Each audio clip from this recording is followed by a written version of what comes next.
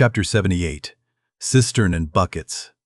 Nimble as a cat, Tashtego mounts aloft, and without altering his erect posture, runs straight out upon the overhanging mainyard arm, to the part where it exactly projects over the hoisted tun.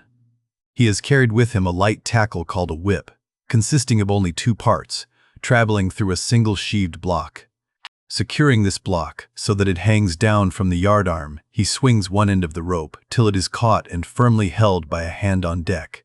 Then, hand over hand, down the other part, the Indian drops through the air till dexterously he lands on the summit of the head. There, still high elevated above the rest of the company, to whom he vivaciously cries. He seems some Turkish muezzin calling the good people to prayers from the top of a tower. A short-handled sharp spade being sent up to him, he diligently searches for the proper place to begin breaking into the tune. In this business he proceeds very heedfully, like a treasure hunter in some old house, sounding the walls to find where the gold is masoned in. By the time this cautious search is over, a stout iron-bound bucket, precisely like a well bucket, has been attached to one end of the whip, while the other end, being stretched across the deck, is there held by 2 or 3 alert hands. These last now hoist the bucket within grasp of the Indian, to whom another person has reached up a very long pole. Inserting this pole into the bucket, Tashtego downward guides the bucket into the tun till it entirely disappears. Then giving the word to the seaman at the whip, up comes the bucket again, all bubbling like a dairymaid's pail of new milk. Carefully lowered from its height, the full-freighted vessel is caught by an appointed hand and quickly emptied into a large tub. Then remounting aloft, it again goes through the same round until the deep cistern will yield no more. Towards the end, Tashtego has to ram his long pole harder and deeper into the tun until some 20 feet of the pole have gone down. Now, the people of the Pequod had been bailing some time in this way. Several tubs had been filled with the fragrant sperm, when all at once a queer accident happened. Whether it was that Tashtego, that wild Indian, was so heedless and reckless as to let go for a moment his one-handed hold on the great cabled tackles suspending the head, or whether the place where he stood was so treacherous and oozy, or whether the evil one himself would have it to fall out. So, without stating his particular reasons, how it was exactly, there is no telling now. But, on a sudden, as the 80th or 90th bucket came suckingly up, my God! Poor Tashtego, like the twin reciprocating bucket in a veritable well, dropped head foremost down into this great tune of Heidelberg, and with a horrible oily gurgling went clean out of sight. "Man overboard!" cried Daggoo, who amid the general consternation first came to his senses. "Swing the bucket this way!"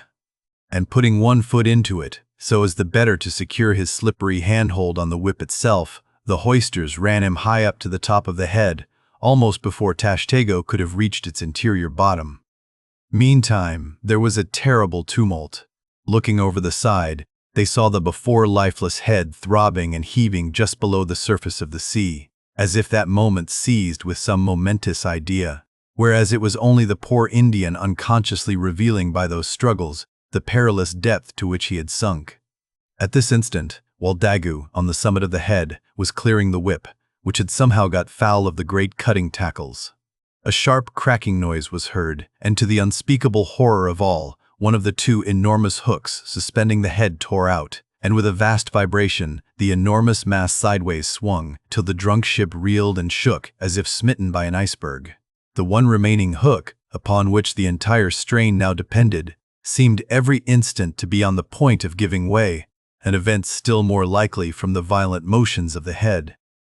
Come down, yelled the seaman to Daggoo, but with one hand holding on to the heavy tackles, so that if the head should drop he would still remain suspended. The Negro, having cleared the foul line, rammed down the bucket into the now collapsed well, meaning that the buried harpooner should grasp it and so be hoisted out. "In heaven's name, man," cried Stubb, "are you ramming home a cartridge there? Avast! How will that help him, jamming that iron-bound bucket on top of his head? Avast, will ye?" "Stand clear of the tackle," cried a voice like the bursting of a rocket.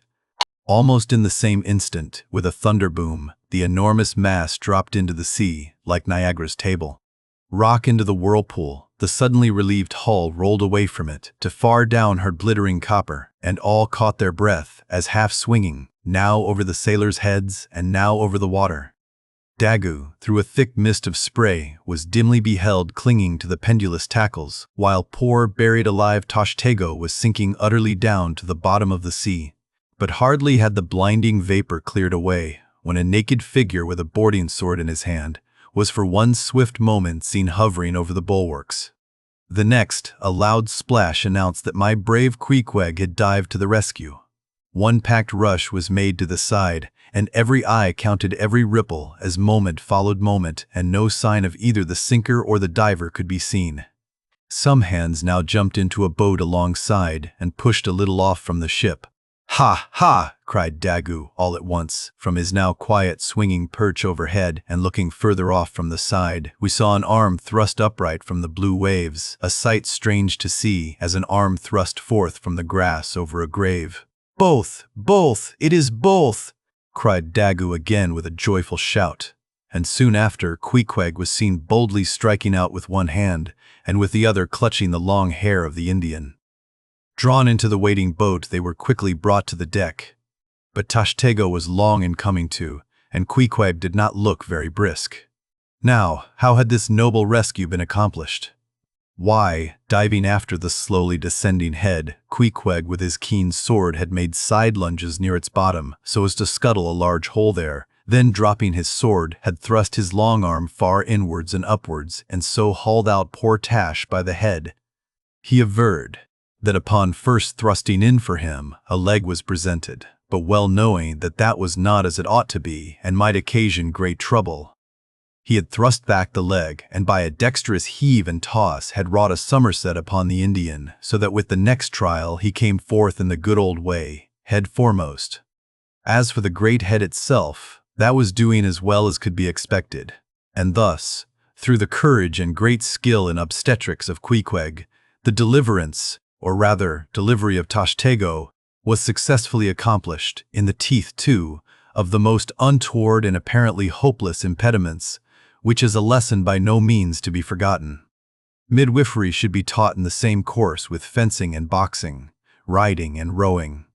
I know that this queer adventure of the gay headers will be sure to seem incredible to some landsmen, though they themselves may have either seen or heard of someone's falling into a cistern ashore, an accident which not seldom happens, and with much less reason too than the Indians, considering the exceeding slipperiness of the curb of the sperm whale's well. But, peradventure, it may be sagaciously urged, how is this? We thought the tissued, infiltrated head of the sperm whale was the lightest and most corky part about him, and yet thou makest it sink in an element of a far greater specific gravity than itself. We have thee there.